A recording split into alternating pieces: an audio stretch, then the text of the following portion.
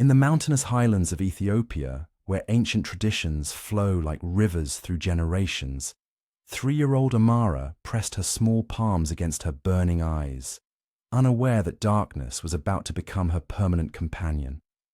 The infection had started as nothing more than what her grandmother dismissed as dust irritation, common enough in their village where red earth swirled with every passing wind. But as days melted into weeks, the redness deepened, the swelling worsened, and the bright world that had filled Amara's curious gaze began to fade like sunset behind the jagged peaks surrounding their home. Her mother, Almaz, watched helplessly as her youngest daughter's condition deteriorated. In their remote village, 3 hours by foot from the nearest health clinic, medical knowledge consisted of herbal remedies passed down through oral tradition and prayers whispered in the ancient Gaze language. The family's meagre income from their small plot of teff grain barely sustained them through good seasons, let alone afforded the luxury of professional medical care. When neighbors suggested the journey to town, Almaz calculated the cost against their survival, weighing her daughter's future against the family's immediate needs for food and shelter. The decision would haunt her for years to come. By the time desperation finally drove them down the mountain path to seek help, carrying Amara wrapped in a faded shawl, the damage had already taken root. The clinic doctor, overwhelmed with patients and undersupplied with basic antibiotics, confirmed what Almaz's heart had begun to fear. The infection had claimed her daughter's sight permanently, leaving behind only shadows where once there had been the sparkle of recognition, wonder, and mischief that had made Amara the brightest presence in their humble compound. Returning to the village, something fundamental shifted in the family's dynamic. Amara's father, Desta, a proud man whose reputation in the community rested on his family's perceived strength and blessing from God, found himself wrestling with emotions he had never been taught to express. In their culture, disability often carried whispers of spiritual punishment, of ancestral displeasure, of shame that could follow a family for generations.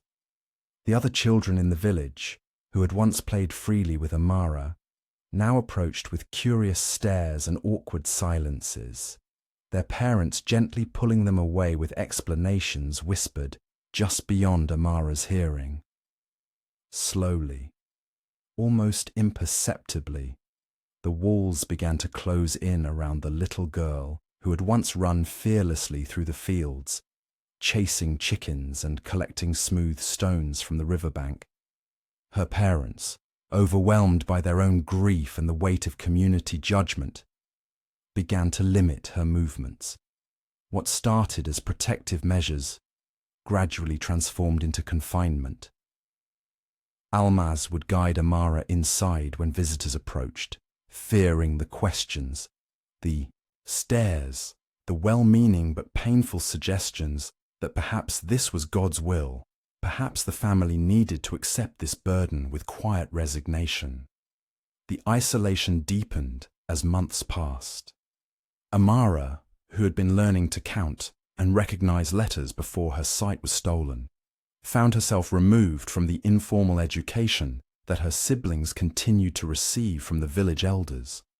Her parents, already struggling to understand how to raise a blind child in a world designed for the sighted, made decisions based on fear rather than hope.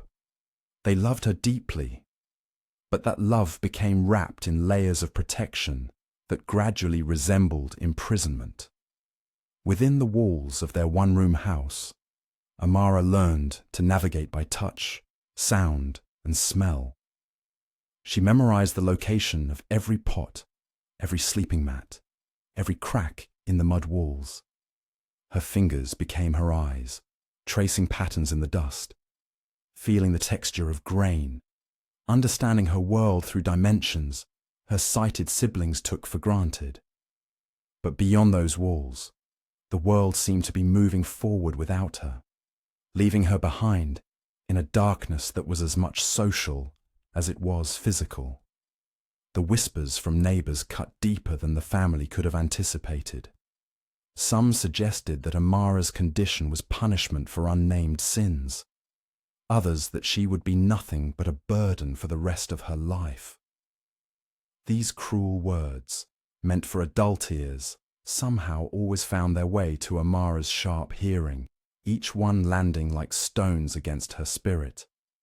Her parents, trying to shield her from pain, inadvertently amplified it by treating her as fragile, breakable, less capable than the child she knew herself to be inside. As her 4th birthday approached without celebration, Amara sat in the corner of their home, listening to the sounds of life continuing beyond the walls that had become her world. The laughter of children playing games she could no longer join, the conversations about futures and dreams that no one spoke of in her presence, the gradual understanding that she was being slowly erased from the life of her own community. In the suffocating darkness of shame, superstition, and misguided love, a little girl began to disappear, not knowing that this moment of deepest isolation would eventually become the foundation upon which she would build an extraordinary life of justice, advocacy, and hope for millions. In the quiet hours before dawn, when the compound settled into its deepest sleep, small fingers moved across a weathered piece of cardboard with the reverence of a scholar discovering ancient texts. The raised dots beneath her fingertips spoke a language she had never been taught, yet somehow understood in her bones. This was Amara's secret world, hidden from a family who believed her blindness was a burden too heavy for the world to bear. The cardboard had arrived by accident, or perhaps by providence. A week earlier, aid workers had visited their village in the Ethiopian highlands, bringing medical supplies and educational materials to families affected by drought. In the chaos of their departure, a single Braille primer had fallen from their vehicle, landing in the dust near the compound wall. Amara's younger brother had found it first, bringing it to show their grandmother, who dismissed it as foreign nonsense and tossed it aside. But Amara had been listening. She had heard the rustle of pages, felt the unusual texture when her fingers brushed against it while sweeping the courtyard. In those stolen moments when her family believed her to be sleeping, she would retrieve the book from where it lay forgotten behind the grain storage, carrying it to her corner like a treasure beyond measure. The first night she could make no sense of the patterns beneath her touch. The dots felt random, meaningless, like scattered raindrops on stone. But something deep within her refused to surrender. She had grown accustomed to a world that spoke through sound, smell, and texture. Here was another language of touch, and she was determined to decode its secrets. Night after night she traced the same pages with growing familiarity. Her fingertips, already sensitive from years of navigating through darkness, began to distinguish subtle differences between the raised patterns. Some dots sat higher, others formed familiar clusters. She started to notice repetitions, certain combinations that appeared again and again across different pages. The breakthrough came in the 3rd week of her secret study. Her fingers had grown so attuned to the patterns that she could feel the difference between a page with 6 dots arranged in 2 columns and one with fewer dots scattered across different positions. She realized these weren't random marks at all, but a deliberate system, a code waiting to be cracked. Working backwards from what little she knew of letters from listening to her brother's school lessons, she began to match the dot patterns with sounds. The letter that began her own name appeared frequently in certain positions. Slowly, painstakingly, she began to construct meaning from the raised landscape beneath her fingertips. Her progress accelerated as the weeks passed. What had once taken her an entire night to decipher She could now read in minutes. The simple sentences in the primaire began to make sense. Stories about children, about animals, about dreams, and possibilities that extended far beyond the boundaries of her compound. The book became her window to a world she had never seen, but could now imagine with vivid clarity. Through its pages, she travelled to cities with tall buildings, met children who attended schools, learned about opportunities that seemed as distant as the stars, yet somehow more attainable with each passing night. But discovery brought new challenges. The more she read, the more she hungered for additional books, for knowledge that extended beyond the simple primer.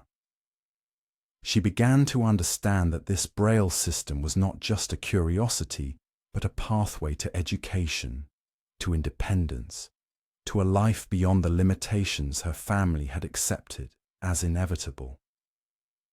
In the pre-dawn darkness, with the cardboard primer pressed against her chest, Amara made a promise to herself that would shape everything that followed. She would not remain hidden. She would not accept that blindness meant worthlessness. Somewhere in the world were teachers who could show her more books like this one. Schools where children like her could learn alongside others. Futures where her mind could flourish despite her eyes that would never see. The secret language of raised dots had opened more than literacy for Amara. It had opened possibility itself. In her corner of the compound, surrounded by family members who saw only limitation, she was quietly preparing for a journey that would take her further than any of them could imagine. The girl they kept hidden was teaching herself to read, and with each page, she was reading herself into existence. The letter arrived on a Tuesday morning in 2003, carried by a motorcyclist who had travelled 3 hours through dust and heat to reach the remote village where 16-year-old Amara had spent most of her life hidden from the world. The envelope bore the seal of an international education foundation based in Nairobi, its contents about to shatter the careful walls her family had built around their blind daughter.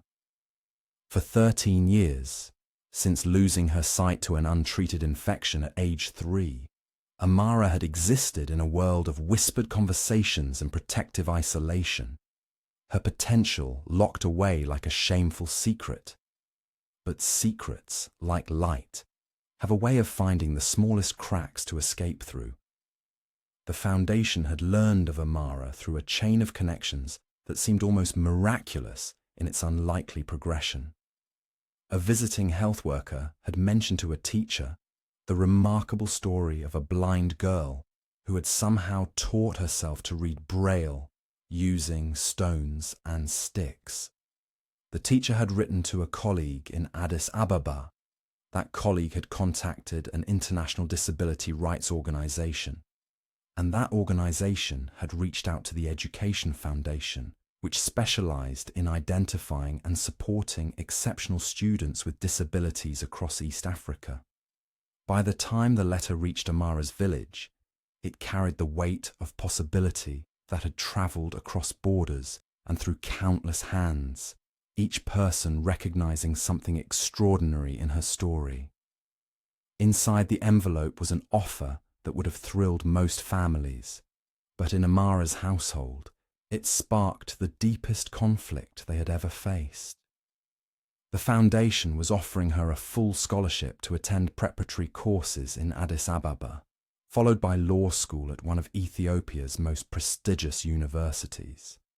They had heard about her self-taught literacy, her brilliant mind, and her dream of becoming a lawyer.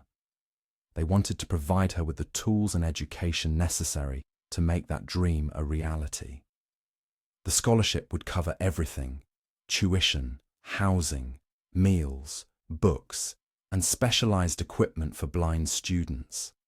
All she had to do was say yes and leave everything she had ever known behind. Her father read the letter aloud 3 times before the family could fully comprehend what it meant. The silence that followed was heavy with 13 years of fear, shame, and protective love. Her mother was the first to speak, her voice barely above a whisper.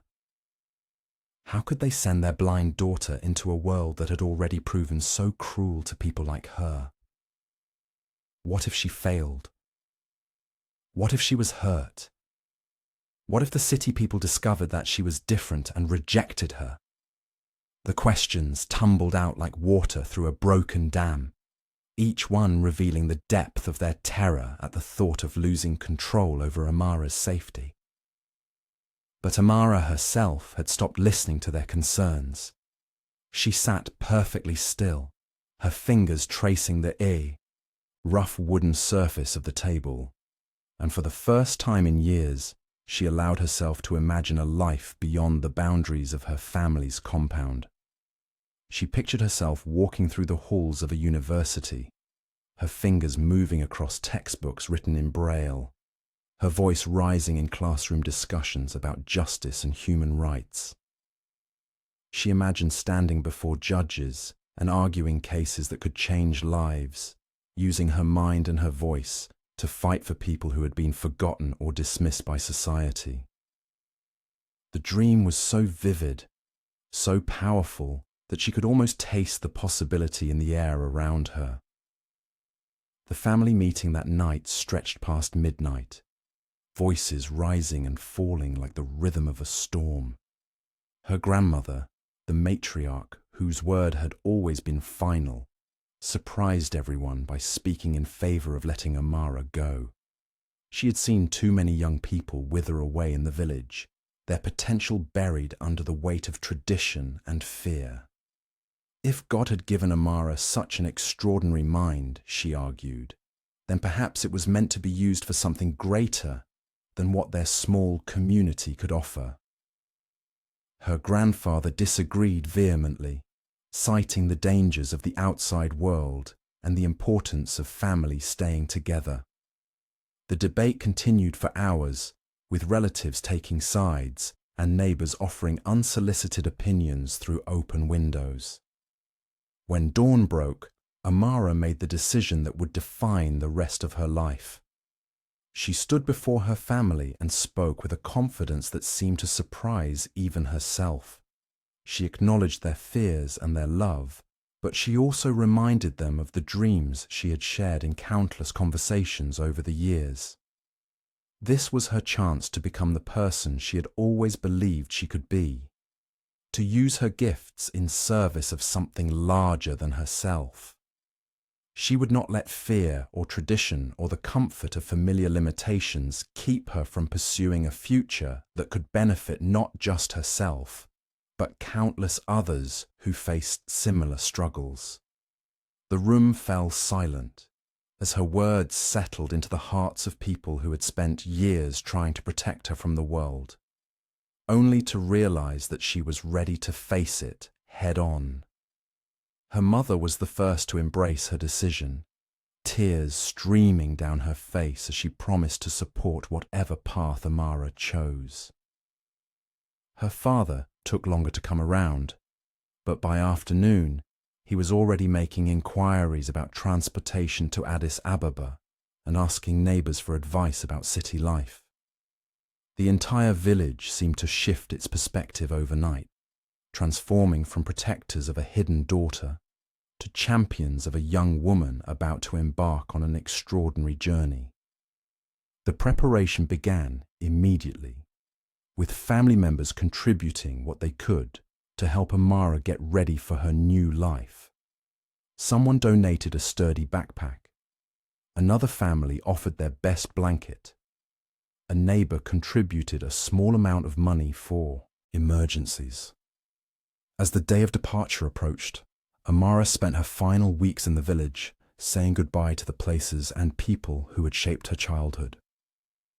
She walked the familiar paths one last time, her feet knowing every stone and root, her memory recording the sounds and smells that had defined her world.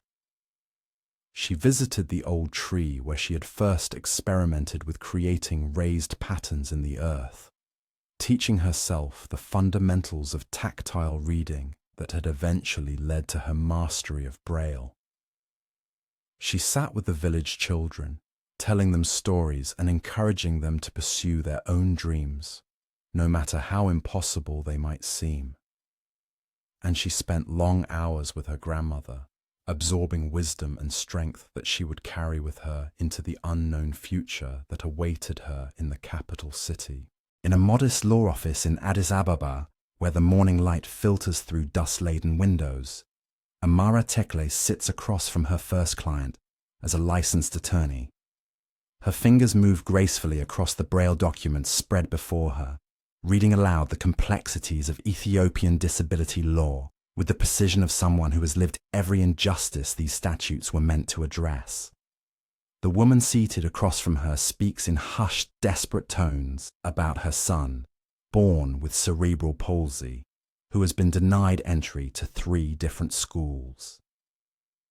As Amara listens, her sightless eyes seem to see straight through to the heart of a broken system that has failed too many for too long. The transformation from law student to practicing attorney had not been without its challenges. Fresh from graduation, Amara discovered that her reputation preceded her in ways both helpful and hindering. Some potential clients sought her out specifically because they believed someone who understood disability from the inside would fight harder for their rights. Others questioned whether a blind lawyer could effectively navigate the visual demands of courtroom advocacy. Amara met both responses with the same measured confidence that had carried her through every previous obstacle. She had learned to turn skepticism into opportunity, demonstrating that her condition enhanced rather than limited her legal abilities. Her first major case involved a group of visually impaired students who had been systematically excluded from university entrance examinations because testing centres lacked proper accommodations. The case required Amara to challenge not just individual institutions, but the entire educational testing system that had been designed without considering accessibility needs. She spent months researching international disability rights frameworks, connecting with advocates across Africa and beyond, building a legal argument that would establish precedent for an entire generation of disabled students seeking higher education. In the courtroom, Amara's presence was both commanding and deeply personal. She would stand before judges and juries, her voice carrying the weight of lived experience as she articulated legal principles that existed not as abstract concepts, but as daily realities she navigated. When she described the barriers faced by disabled individuals, she spoke not from textbooks, but from memory, from the countless mornings she had felt along walls searching for classroom doors, from the evenings spent translating printed materials into Braille by candlelight. Her arguments carried a moral authority that few attorneys could match, transforming legal proceedings from technical disputes into profound conversations about human dignity and equal access. The victory in the university testing case sent ripples across Ethiopia's legal community. Not only did it establish mandatory accommodation requirements for educational institutions, but it also marked the emergence of a new type of advocate in Ethiopian courts. Amara began receiving referrals from across the country, cases that ranged from employment discrimination to architectural accessibility violations. Each new client brought stories that echoed her own journey, tales of potential constrained by systemic barriers rather than personal limitations. As her practice grew, Amara developed innovative approaches to legal advocacy that reflected her unique perspective.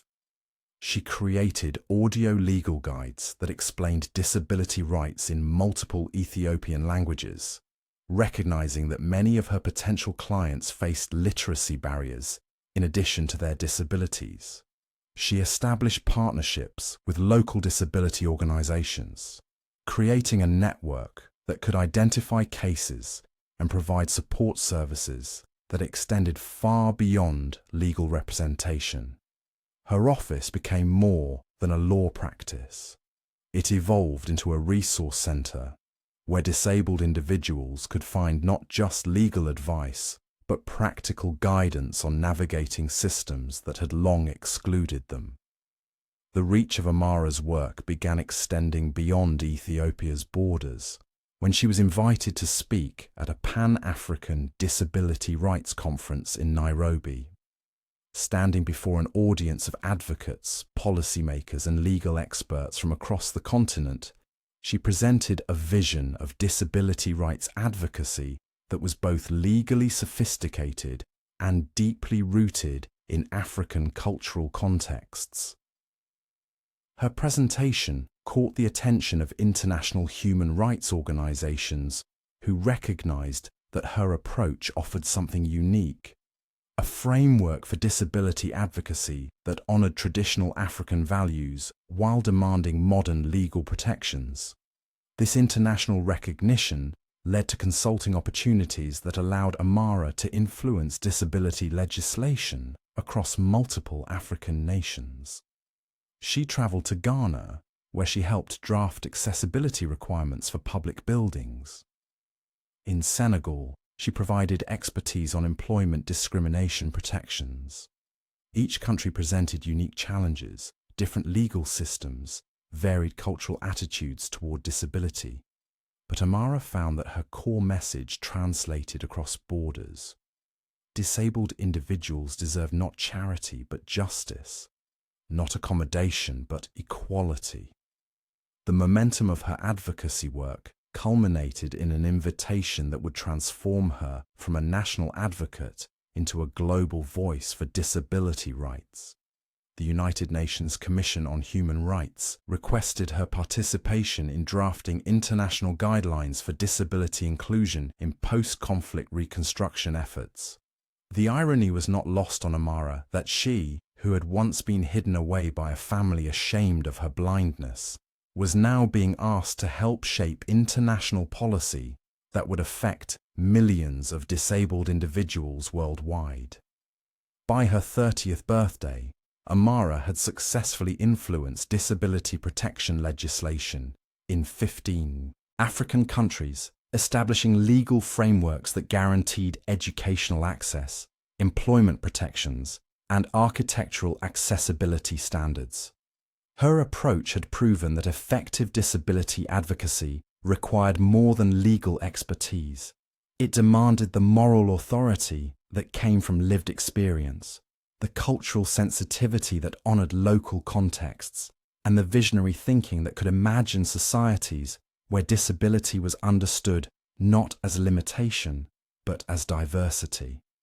The girl who had once taught herself Braille by candlelight in rural Ethiopia had become a voice for millions who had been systematically silenced, proving that the most powerful advocates are often those who have personally navigated the systems they seek to change. The podium stands before her like a mountain she has climbed before, countless times in her dreams. The United Nations General Assembly Hall stretches beyond what her hands can touch, but Amara Tadessa knows exactly where she is. The weight of 293 delegates' attention presses against her shoulders like familiar fabric. She has spoken truth to power before, in village squares and government buildings across Africa, but never with this magnitude of possibility humming in the air around her. Her fingers find the raised dots of her prepared speech, though she has memorized every word, every pause, every moment where her voice must carry the stories of millions who cannot speak for themselves today. The girl who once hid in shadows now commands the attention of world leaders, prime ministers, and advocates who have traveled from every corner of the globe to hear what she has learned about human dignity. 3 decades have passed since infection stole her sight, and shame tried to steal her voice. The woman who stands at this podium has transformed every barrier into a bridge, every closed door into an open window for those whose society has forgotten. Her journey from a hidden corner of an Ethiopian village to this moment represents something larger than personal triumph.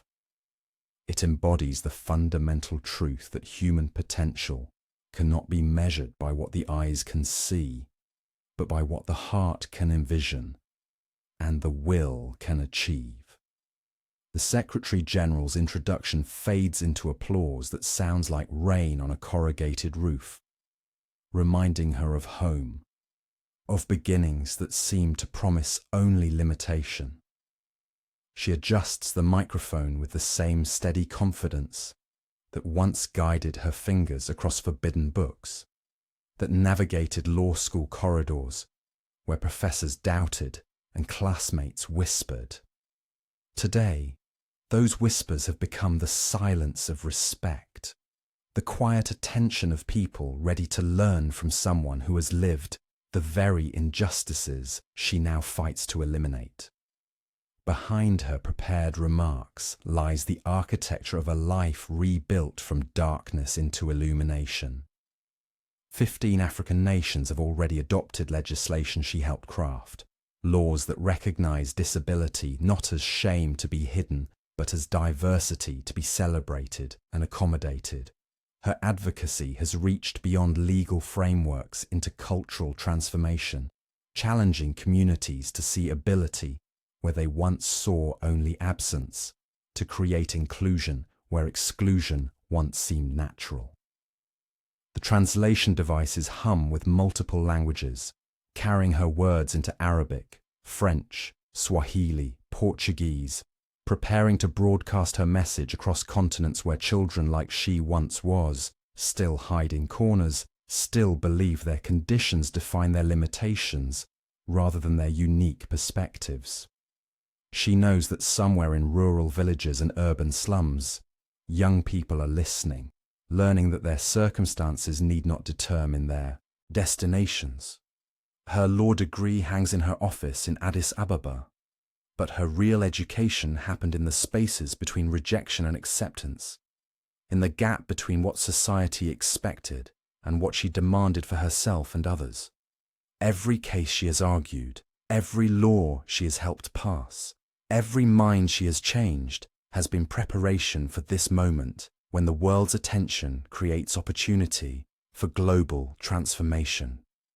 The microphone awaits her voice, the same voice that once trembled when asking for the right to attend school, that grew stronger, arguing her first legal case, that has become an instrument of change across a continent where disability rights were once considered luxury rather than necessity. Her speech will travel through satellite signals and internet connections to reach advocacy groups in Cape Town, disability centres in Lagos, rehabilitation facilities in Nairobi, carrying with it the promise that change is not only possible, but inevitable when determination meets opportunity. She begins to speak, and her voice carries the authority of someone who has earned the right to be heard through decades of proving that wisdom does not require sight, that leadership does not depend on walking conventional paths, that justice can be served by those society once considered least capable of serving others. The assembly hall that seemed impossibly vast moments before now feels intimate, connected, unified by the recognition that human rights belong to every human, regardless of the particular ways their humanity manifests. The girl who learned Braille in secret has become the woman who teaches the world new ways of seeing. Her words reach beyond this assembly hall into the homes and hearts of families who are learning that disability is not tragedy, but simply another way of being human, deserving of respect, accommodation, and opportunity. Today marks not the culmination of her journey, but the launching point for a movement that will outlive any single advocate, any individual voice, any particular moment of recognition.